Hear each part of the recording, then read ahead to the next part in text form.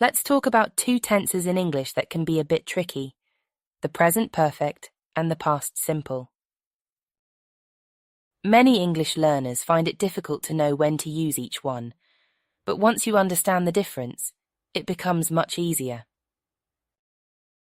In this short lesson, we'll explain the key differences between the present perfect and the past simple, and we'll give you clear examples to help you understand when to use each tense correctly. First, let's start with the past simple. We use the past simple to talk about actions that happened at a specific time in the past. The important thing to remember is that the action is completely finished. We often use time expressions like yesterday, last year, or in 2005 to make it clear when the action happened.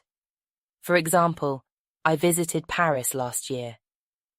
The action of visiting Paris happened at a specific time in the past, and it's now finished.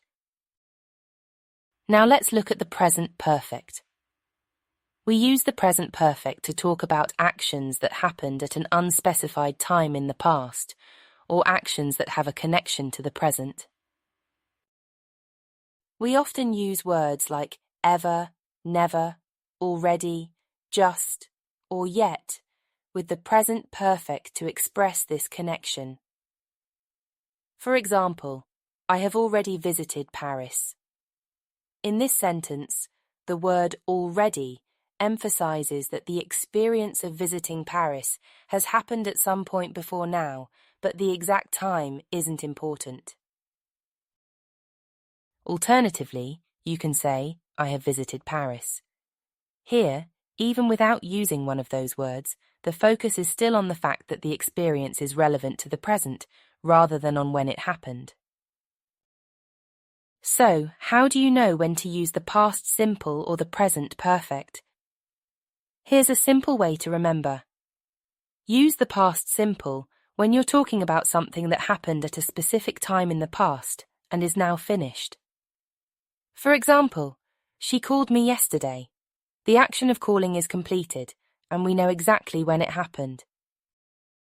Use the present perfect when you're talking about something that happened at an unspecified time in the past, or when the action has an effect on the present.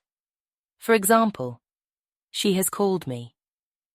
The exact time isn't important, but the fact that she called is relevant to now. Let's look at a couple more examples to make this even clearer.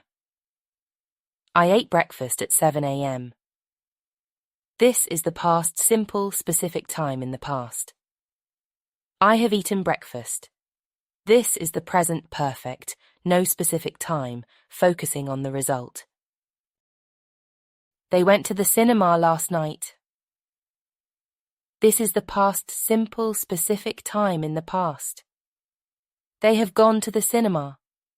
This is the present perfect, no specific time, and they might still be there.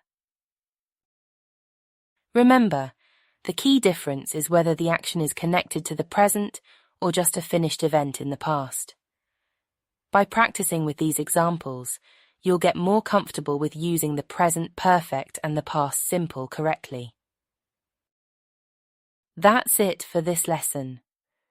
I hope this explanation helps you understand the difference between the present perfect and the past simple. Thank you for watching, and don't forget to check out more lessons